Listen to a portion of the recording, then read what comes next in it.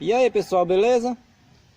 Pessoal, eu tava aqui com esse carrinho de mão carregando aqui uma areia, pessoal, e de repente ele começou aí dando uns estalos.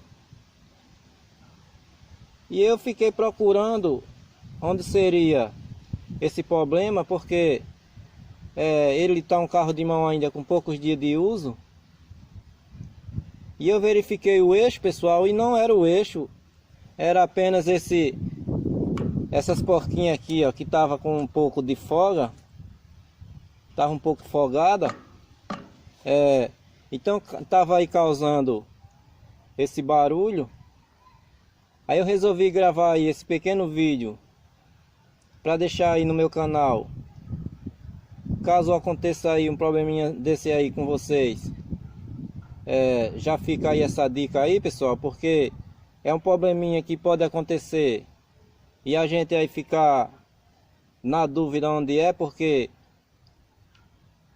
quando vamos verificar o eixo está tudo ok, aí ficamos aí na dúvida sem saber onde é, pessoal. Então eu resolvi gravar esse pequeno vídeo para deixar aí para vocês verem, porque mesmo que com o tempo de uso possa ser que ele venha a afogar, pessoal, esses parafusos, porque devido ao movimento do pneu, possa ser que ele venha a afogar. Isso é muito difícil acontecer, esse tipo de problema, porque eu nem considero um problema, pessoal, porque é devido ao movimento e ele possa ser que não esteja